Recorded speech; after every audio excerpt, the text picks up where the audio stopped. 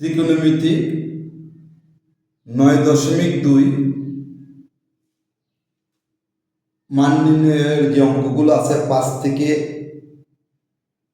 যে অঙ্কগুলো আছে 8 পর্যন্ত এটা আমরা আপলোড দিয়েছি। আজকে আমরা 9 নম্বর যে অঙ্কটি আছে 9 নম্বর থেকে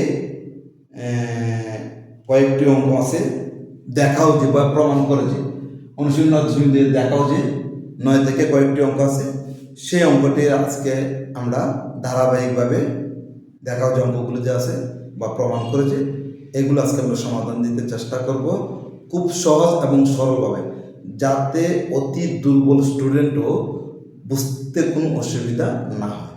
আর এই অধ্যায়ের বা এই চ্যাপ্টারের সহজভাবে অঙ্ক বোঝার একমাত্র রাস্তা হলো তুমি যে ত্রিকোণমিতিক অনুপাতের মানগুলো আছে সেই মানগুলো অবশ্যই ভালোভাবে তোমাকে জানতে হবে বা শিখতে হবে, অথবা ক্যালকুলেটরের মাধ্যমে যাতে বের করতে পারো সহজভাবে এটা তোমাকে শিখে নিতে হবে, নতুবা এই অধ্যায়ের এই চ্যাপ্টারের অঙ্কগুলো তোমার জন্য সহজ হবে না।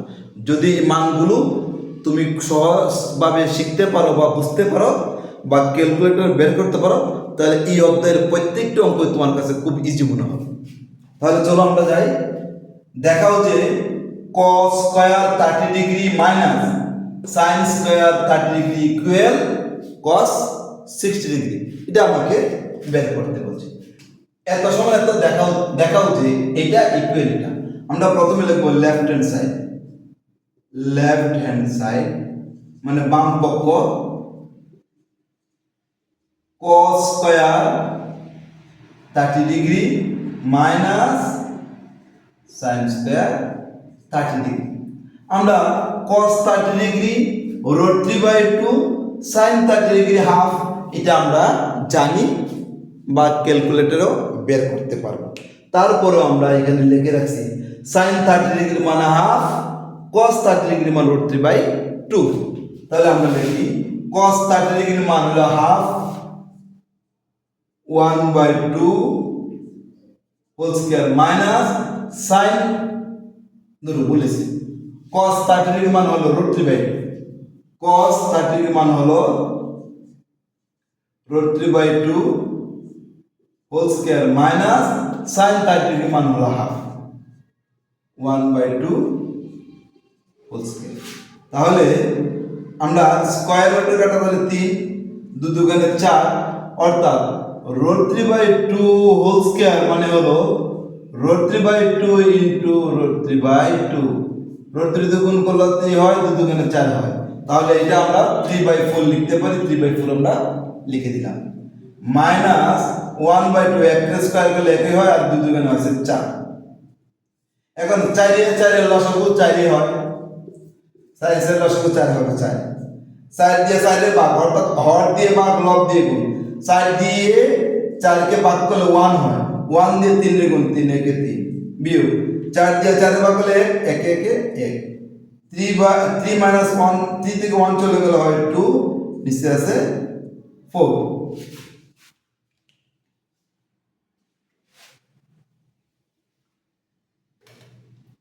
তাহলে কাটাকাটি করলে কি হয় 2 একে 2 2 দুগুণে 4, এখানে হবে 2, এদিকে উপরে হবে 1। তাহলে আমরা মান পাবো কত 1/2 পাইলাম আমরা এই লেফট হ্যান্ড সাইডের মান 1/2। এই 2 দিয়ে ভাগ করলাম তাহলে 1, সাইডে 2 দিয়ে ভাগ করলাম 2, তাহলে নিচে জায়গা নেই সেজন্য ডান পাশে লিখলাম এটা 2/4 মানে 1/2 কাটাকাটি করার পর। এখন আসো রাইট হ্যান্ড সাইড, আমরা লিখি right hand side equal cos কে 60 ডিগ্রি cos 60 ডিগ্রি। তো cos 60 ডিগ্রি মান কত হাফ, cos 60 ডিগ্রি মান হাফ। আবার এই হাফ সমান cos 60 ডিগ্রি এগুলো ডান পক্ষ হয়ে যায়। যদি মনে করো ওই যে আমরা লেফট হ্যান্ড সাইড লিখে আমরা কি পাইলাম হাফ পাইলাম, তাহলে হাফ সমান কিন্তু cos 60 ডিগ্রি এইভাবেও এটা প্রমাণ করা যায়। আবার left hand side right hand side লিখেও প্রমাণ করা যায়। তাহলে লেফট হ্যান্ড সাইড আমরা লিখে প্রমাণ করলাম কত 1/2, রাইট হ্যান্ড সাইড কত cos 60 ডিগ্রি, এটা মান 1/2। তাহলে লেফট হ্যান্ড সাইড আর রাইট হ্যান্ড সাইড কি হলো, সমান হলো। অর্থাৎ left hand side equal right hand side. অর্থাৎ left hand side right hand, left hand side equal right hand side, এটা হলো দেখাইতে বলছো শোনো। তাহলে আমরা 9 নম্বর যে অঙ্কটি আছে এটা তোমাদের জন্য আমরা সহজভাবে করে দিলাম। আশা করি তোমরা এই অধ্যায়ের যে অঙ্কগুলো করে দেব অবশ্যই সাথে থাকবে। আমি খুব সহজ এবং সরল ভাষায় তোমাদেরকে বোঝাতে চেষ্টা করব।